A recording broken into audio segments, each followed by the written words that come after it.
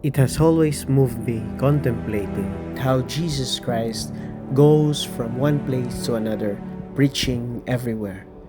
But he was persecuted. He was put as a sign of contradiction. He was persecuted for his doctrine, for his works, and for his person until his life was taken.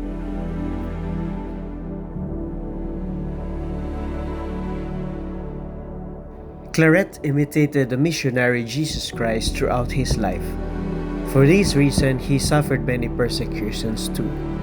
The end of his life was no exception. He had to flee from Prades to take refuge in Fontfroid. He opted to leave these hard circumstances as a missionary until the end, only with a little pouch like when he used to travel in Catalonia. After his death, his remains were also itinerant and suffered persecution. His remains were buried and transferred 9 times. After he died in 1870, his remains were buried in a tomb excavated in one of the monastery's walls.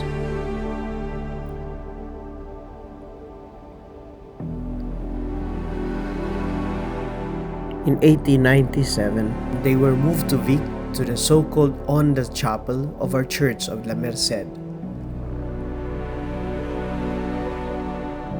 The dangerous political and social situation of 1932 led to the remains being hidden under the ground on the right side of the main altar of the parish church of Santa Eugenia de Berga, a few kilometers from Vic.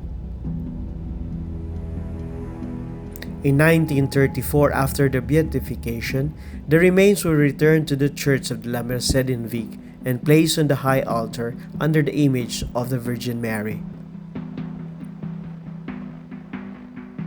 On July 20, 1936, at the beginning of the Civil War, knowing the threats of the destruction it entails, just the day before the church was set on fire, the remains of the then blessed were taken out of it and hid it underground and covered with charcoal and wood in the warehouse of the carpenter Miguel Bantula in the old town of Vic, not far from our church.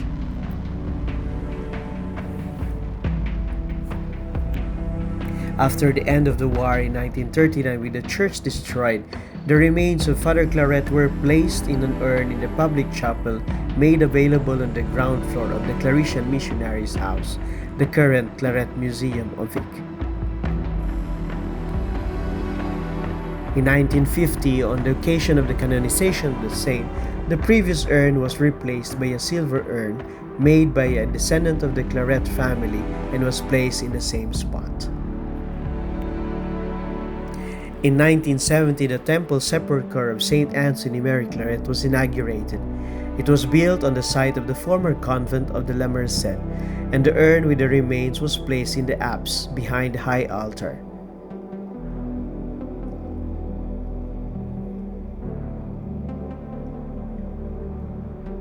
In 1999, the remains were moved to their current location in the crypt of the temple sepulchre in a new urn that collects the most significant elements of the saint's life in marquetry. The death lived in the light of the Lord's resurrection makes us firm in our conviction that Claret is alive.